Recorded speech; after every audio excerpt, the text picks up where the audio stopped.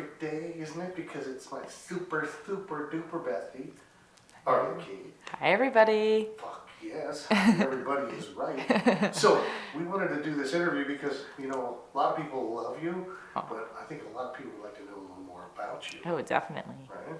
So let's start off with tell us who you are, where you're from, how many years you've been in the business. Okay, so I'm Aria Khaide, and I'm a real horny housewife coming out of New Jersey, the real Garden State. And I've been in the industry for about 3 years now. We all lost a year with that whole pandemic, so I say probably 2, but I've been a greedy slut my whole life. Well, what you say you were a greedy slut, what does that mean? Like, how did you first realize that you were super freaky deaky? So I think it's something I've always loved and wanted to explore a little bit. Even from watching porn, I realized that I was watching the really crazy stuff. How big of a toy could that girl in there? How many toys could she get in there? How many guys could she take? Maybe a fist or two? So I knew that that was probably not normal, if you will. And then I started to have some boyfriends that, let's just say, they couldn't keep up with my freak side. Even something as simple as a little choking. I mean, what girl doesn't like to be manhandled every once in a while? And then when I met my husband, our freak flags were flying, and we just had so much fun. The first time we ever had sex, I grabbed his hand, I put it around my neck, and we both were just, oh, this is perfect. Now, when you think back all the way back to like the first people that you sort of, did the horizontal model with, were those folks, was the first person you hooked up with a boy or a girl? The first person I ever hooked up with was a girl.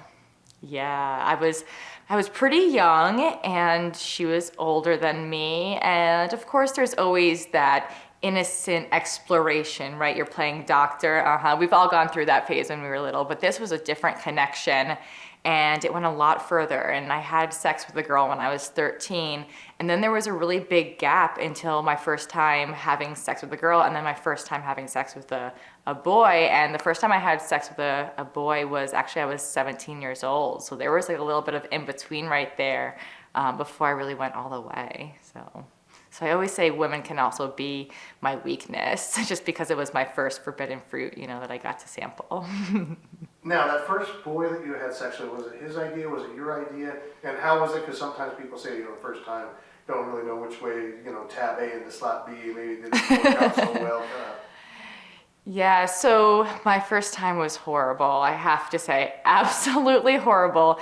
It was on Halloween. I was dressed like a hooker police officer. I was wearing a jean skirt, fishnets, the officer slut or whatever silly tagline I happened to iron onto my own shirt, and he thought he was really cool and romantic, found a blanket for the backseat of his car, drove to an abandoned tennis court. We drove into the middle of the tennis court and had sex. And it was one of those things that you just don't know where to put your legs, and you're futzing around, and you're like, okay, was that good or was that not? I don't even know, because there was just no impression whatsoever. So what about a threesome? When was your first threesome? Was it before you got in the business? And if so, what was the pairing, and what do you like the best?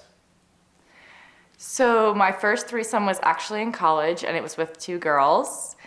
They were my 2 best friends, and I thought that they both wanted me to join, but I found out later on that my best friend's girlfriend was the one that told me to join, and they ended up breaking up because the girlfriend wanted to get with me afterwards.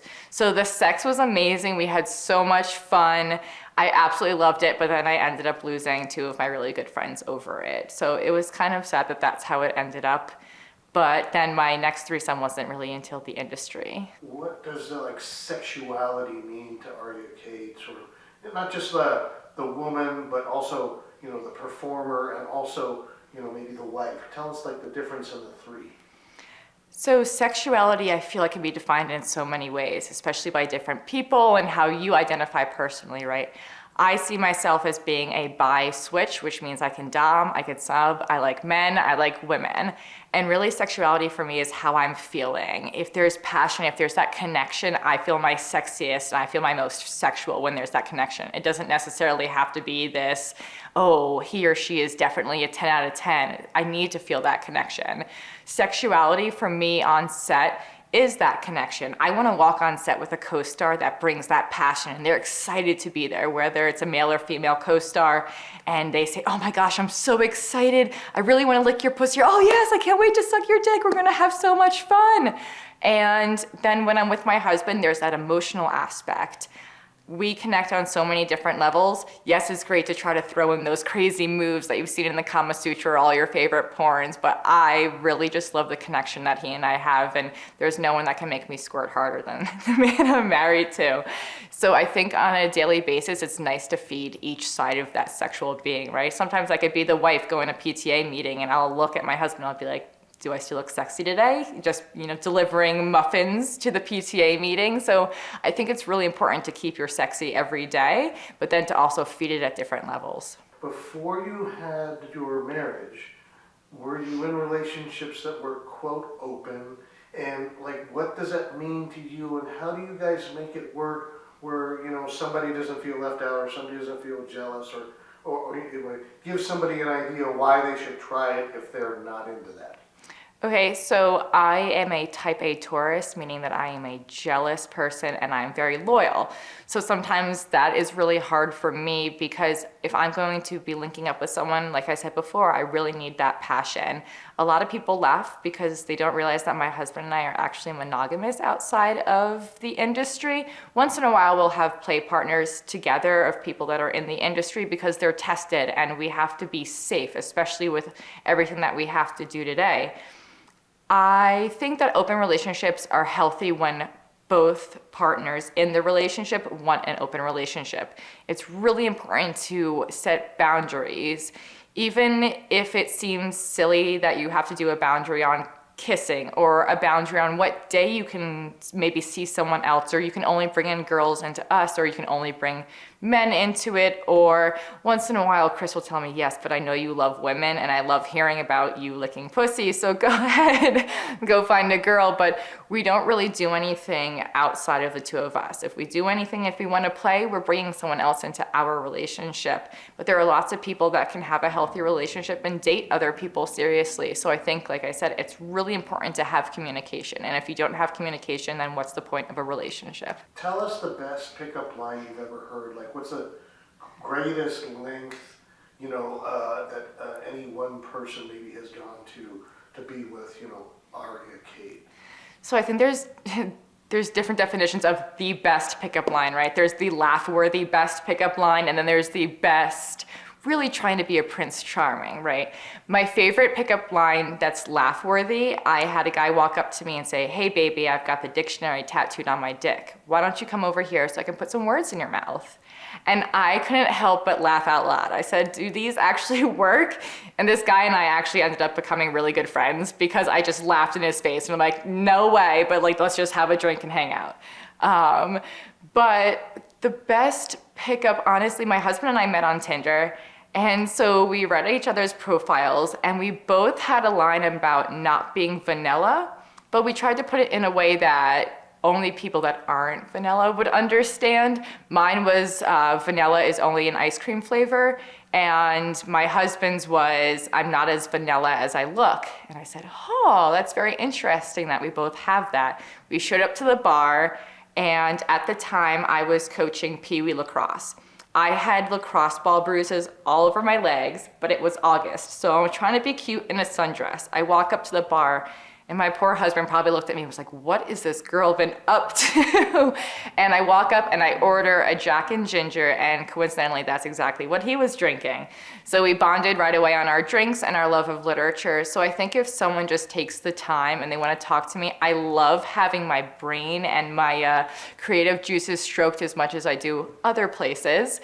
So I think it's really important that if you're going to try to pick someone up, to also see what's under the hood here as well as here.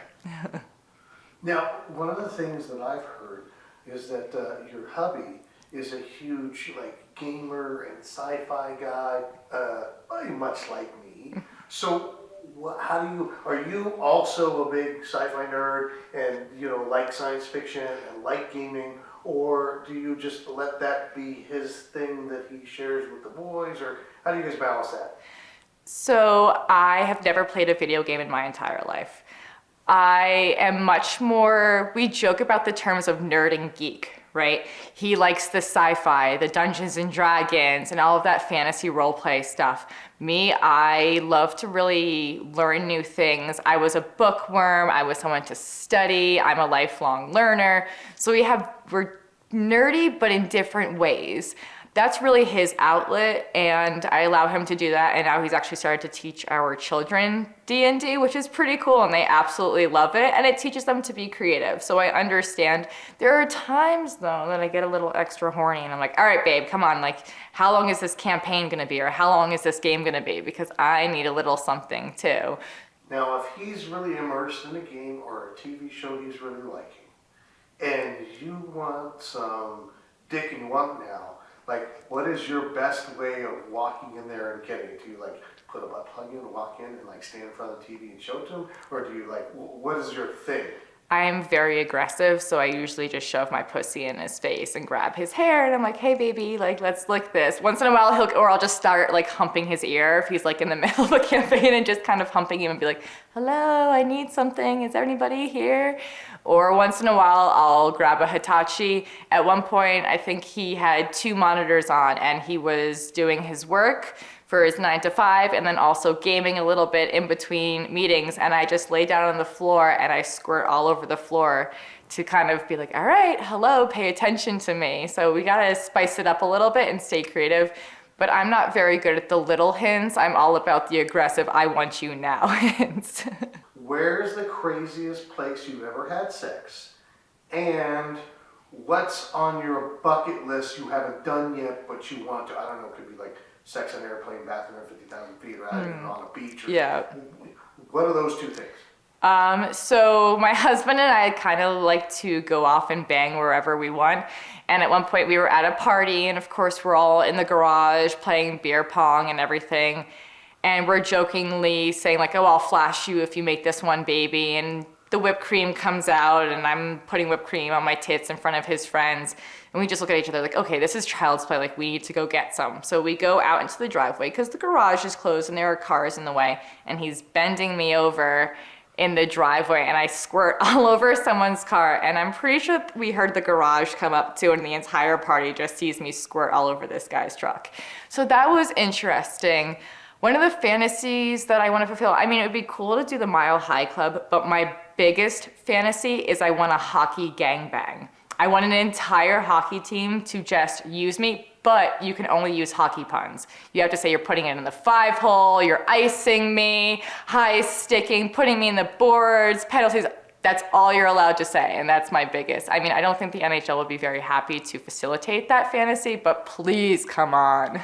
Now, do you think that most porn stars or porn star couples have a more open relationship, or more swingers, or in the lifestyle kind of thing? Mm-hmm. Or do you find in your experience that a lot of them tend to be more monogamous in their personal life because they scratch that itch at work?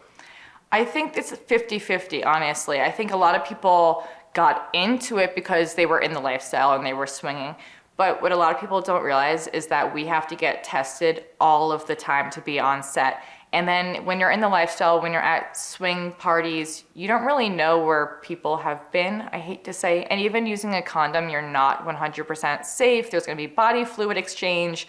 So as you get more into the industry and you realize that with social media, right, someone snaps a picture, okay, you've been at a swing party. Well, a producer might say, they were at a swing party, I don't care if they were being safe or not, you might lose your job.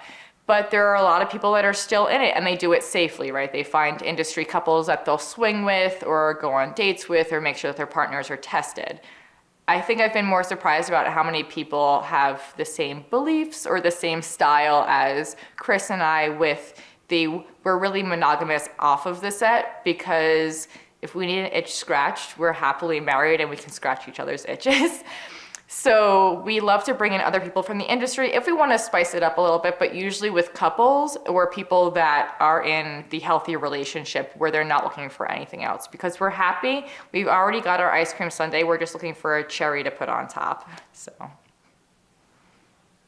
Now, do you have any hobbies? You said something about like you like reading and stuff like that, but there's other stuff that you want to do or are doing now in order to keep you so grounded?